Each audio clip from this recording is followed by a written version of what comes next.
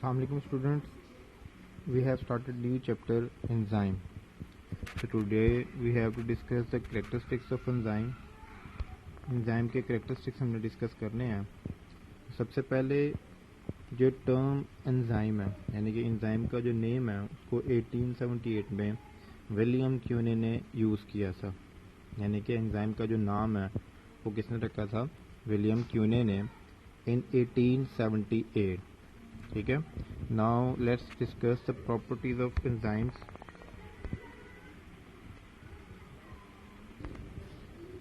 जी, तो the first properties of enzyme is that enzymes are protein.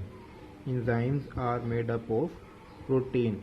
तो enzyme protein से बने हैं. Protein are made up of amino acid. So we can say that the enzymes are made up of amino acid. ठीक है. तो is the same thing कि enzyme जो है वो या प्रोटीन से बने हैं या अमीनो एसिड से बने हैं, क्योंकि protein are made up of amino acids, तो enzyme are made up of protein और अमीनो एसिड. सेकंड इसकी प्रॉपर्टी कि enzyme reaction are million time faster. Enzyme reaction are million time faster, यानी कि वो काम, वो रिएक्शन जो एक दिन में या एक घंटे में होना है वो एंजाइम की मदद से सिर्फ और सिर्फ कुछ मिनट्स के अंदर जो है वो कंप्लीट हो जाता है. ठीक है. With in minutes and with in seconds enzyme जो है वो अपनी एक्टिविटी को परफॉर्म करता है, जो उसके बगैर जो है वो कितनी देर में होना होता है? घंटों या दिनों में होना होता है. ठीक है. उसके बाद enzymes are very specific. Very specific. ये सिर्फ एक एंजाइम जो है वो एक ही रिएक्शन को कैटलाइज कर सकता है. ठीक है. यह एक एंजाइम सिर्फ एक ही रिएक्शन को क्या कर सकता है? कैटलाइज कर सकता है.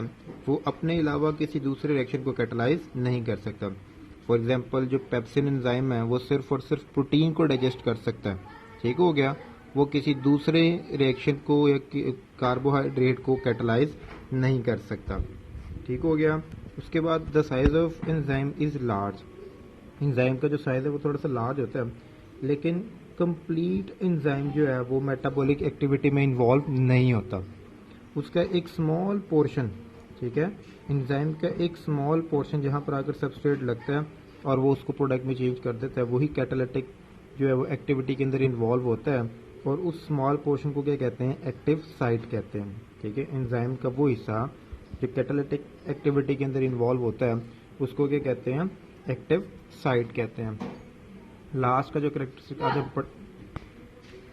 लास्ट वाला करेक्टरिस्टिक जो हम पढ़ेंगे वो ये है कि जो एंजाइम्स हैं वो अपनी एक्टिविटी को डिसमैनेज भी कर लेते हैं और इन्हेंस भी कर लेते हैं अकॉर्डिंग टू देयर नीड्स. यानी कि जब एंजाइम ने काम नहीं करना होता तो वो इनहिबिटर के थ्रू अपनी जो करेक्टरिस्टिक्स हैं अपने काम को जो है वो डिमैनिश कर देते हैं, रोक देते हैं. ठीक हो गया.